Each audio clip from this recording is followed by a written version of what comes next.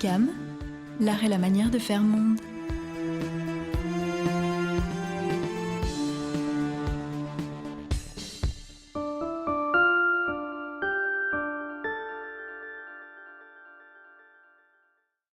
Je suis très heureux de vous accueillir ici, de vous voir tous réunis. C'est un grand moment pour l'ICAM et pour moi que de voir ce lancement du club entrepreneur ICAM. Comment on va pouvoir en fait essayer de rassembler ceux qui ont eu le courage d'entreprendre à l'ICAM. Je trouve que c'est des projets magnifiques, donc je suis moi-même aussi entrepreneur.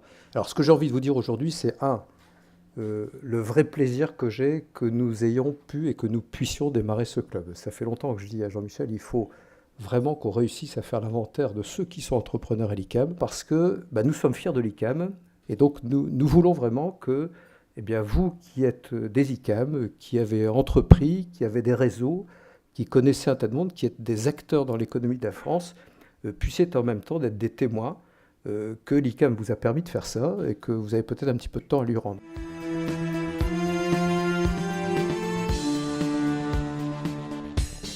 Mon parcours, en fait, c'est le parcours d'un étudiant qui était déjà intéressé par l'entrepreneuriat avant la fin de ses études. J'ai fait un challenge de création d'entreprise qui est apparu à Nantes, qui s'appelle les Entrepreneuriales.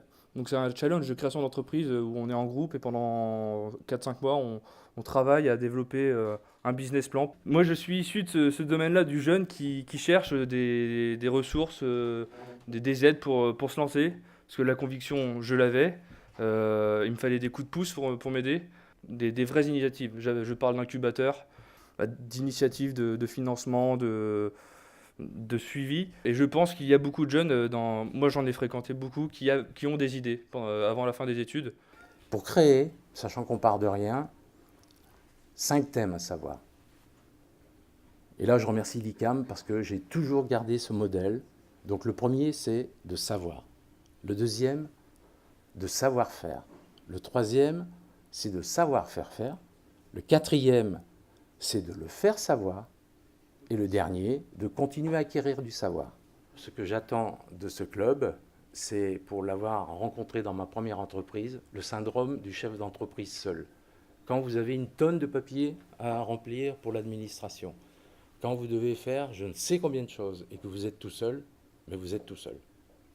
Donc première chose, c'est effectivement de pouvoir échanger sur des difficultés passagères avec mes pairs, créateurs et fondateurs d'entreprises. En fait, j'avais depuis toujours, je crois, en moi le goût de la liberté, le goût de l'indépendance, qui m'avait été transmis par mes parents étant agriculteurs, donc tous les deux. Donc j'avais grandi au sein de cet état d'esprit de liberté, d'autonomie. Ce que je viens chercher aujourd'hui à travers ce club, c'est déjà un réseau, c'est des exemples aussi d'ICAM plus anciens qui ont bien réussi. Et aussi, pourquoi pas, de me proposer pour témoigner auprès des étudiants ICAM en tant que créateur d'entreprise. Voilà, donc ces 3 témoignages sont là pour refléter ces 400 qui se sont transformés en 120 qui ont dit « oui, ça m'intéresse ». Et aujourd'hui, donc, comme le disait Jean-Luc tout à l'heure, un peu plus de 60 disent je vais rentrer dans le club. L'entreprise dans laquelle vous avez passé une partie de votre jeunesse, vous l'avez aimée. Et que vous continuez à l'aimer, la preuve, en essayant de vous dire, après tout, ça ne mange pas beaucoup de pain, que d'essayer de lui consacrer un peu de temps, voire un peu d'argent. En tant qu'entrepreneur, à travers une organisation que vous aurez probablement contribuer à mettre en œuvre pour échanger vos expériences, pour ne pas vous retrouver seul. Parce que l'autre, il sait des choses, pas forcément les mêmes que les vôtres, mais ces choses peuvent vous être utiles à condition qu'il y ait un environnement qui se prête à cet échange.